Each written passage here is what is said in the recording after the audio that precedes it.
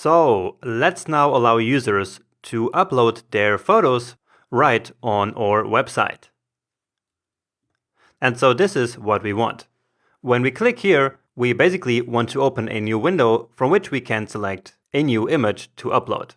And then when we click this button and submit a form, of course, then we want to upload that image into our backend and update the user, right? And so the first step into doing that will be to add a new input element to our HTML. So basically to our Pug template, which will then allow that file selector to open when we click here. So let's go to our views and to account. And so it's this form where we now have to add that input. So right now we have that link here, which says new photo, but of course it's not a link that we're going to use. So this was really just a placeholder, and so let's get rid of it. So what we need is an input of the type file. All right. So before, for the name, we had an input with the type text. We also have an input with the type of email, and there are also special ones for password. So yeah, so input for password. And so for files, there is one, of course, for files. We can then specify which kind of files we actually accept. And we can do something like this, image, and then all of them. So basically all formats that are images, so which have a MIME type starting with image, are accepted here. All right. Now let's also give this here a class name so that it appears nicely formatted on our page. And so this is the class name that I have in my CSS. And now also giving it an ID so that we can then select it in JavaScript. And that is photo. And finally, just like the other fields, we also give it a name. So name of photo as well. And of course it is photo because that's the name that we have in our user document, and it's also the field name that Molter is expecting, right? So this here is the upload, and then we also specify a label for it. And we set it to 4, and then the ID of the input element. All right, so I'm not sure if you're familiar with how that works in HTML, but it's also not really important. Okay, so the way it happens is that when we click this label here, it will then actually activate the input element, which has the ID that we specify here in 4. And so in that case, that is the photo. All right, and actually it's this label here which will have the text choose new photo. And so when we then click the label, it will then activate this input, which in turn will open up the window from which we can select a file. Okay, and so that's all we need to do for the input here. Now, just like before, there are two possible ways of sending this data to the server. So first, without the API, as we did in one previous lecture, where we define the action that we want to take and also the method. And with that, the data is then directly sent to the server. Now, if we wanted to send the file using this method, we then would need to specify another option here, and that is the enc type. So enc type would have to be multi-part form data. So multi-part / form data. All right. And so here again, we have this name multi-part.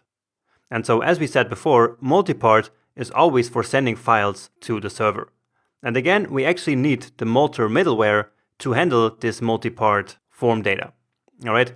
And actually the name Molter comes from multi-part. So Molter. Okay. Anyway, again, if we wanted to send the data without an API, we would always have to specify this enc type. Otherwise, the form would simply ignore the file and not send it. Okay? But as we already know, we are actually using it with the API. Right? And so we do not need to specify this enc type, but we will kind of have to do it programmatically. And so let's actually do that. Okay, so let's now send our data, including of course the photo, by doing an API call such as we've been doing in the last section. And so we need to now open in our public folder, and from there JS, we open up index.js. And so right here is where we actually send the data to be updated on the server. Well, we're not really sending them here, but we're selecting them from the form and then passing them into update settings. All right. But now remember how I said that we kind of needed to programmatically recreate a multi-part form data. And so we need to do it like this.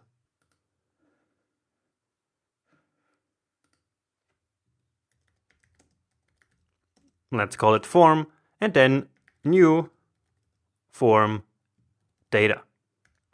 All right. And now onto that form, we need to keep appending new data. And basically one append for each of the data that we want to send. So form.append, and the first one is the name. So we specify name here, and then the value of the name. And so that is, of course, this one. So let's grab that, paste it here, and duplicate it. And next up is the email. Okay. Then let's get rid of this, and here into update settings, we then pass the form. Okay. And our AJAX call using Axios will then actually recognize this form here as an object and work just the same as it did before. Okay.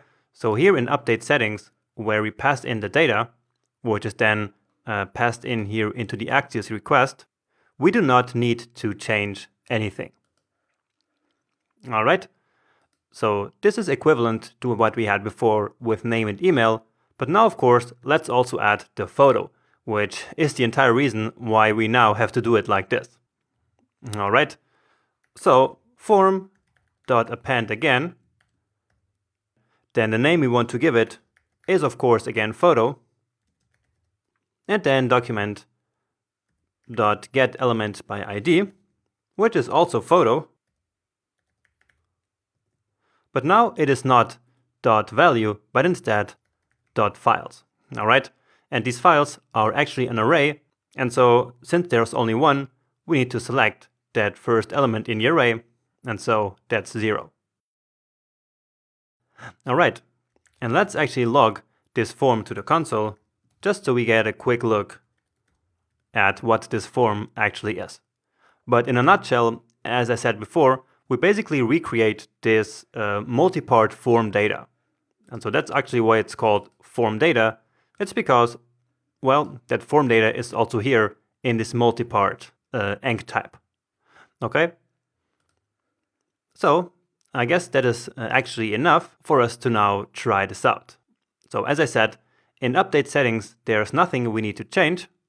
And also the update me endpoint, where we are submitting this request to, so this one, is also already working and ready to accept images and even to resize them, right? And so let's now go ahead and try this. And so let's reload this one more time. And so let's see. And indeed, we now get our file picker, basically. So this window where we can now select the file. And what I'm going to do is to basically put back the original image that we had on this user. And so that's on desktop, naders, public, image, users, and it was user 11. So this one. And so let's now upload it. So open, save the settings, and data updated successfully. Now it doesn't reflect here immediately, neither here nor up here, but it should so once we upload this page. And we could indeed also do it with JavaScript, but that's actually a lot of work. I tried to do it, and I did it, but then I thought that it's just too much work and not worth to implement it here. But anyway, just to test if it actually worked, we need to now reload the page. And indeed, here is now the new image that we just uploaded. So, great. Let's take a look at the folder itself, if it's actually there also, and if it was correctly transformed. So that's an image. Let's reload it here. And so now I'm not sure which one it is. Exactly. So 500 times 500, and now that's completely blurred because the original image was a lot smaller. But never mind, that doesn't matter at all. Alright, what matters is that we can now actually upload photos right from this form. I want us also take a look at our console here, at that form data that I thought that we had logged, and it didn't appear here because we already reloaded the page. Okay, but anyway, I wanted to put the other image back here. So the one that we actually uploaded before, which is in dev data image and a RAW. All right, and data updated successfully. Let's just quickly take a look at our form data here. But I guess we cannot really see what we have here. Let's see. We cannot really see what we have. Okay, so I never took a look at this, and I thought we could maybe see the information, but never mind. What matters is that it actually worked. So if we reload now, then of course, this older image is back again. Awesome. So once more, this application is really starting to feel more and more real world-like.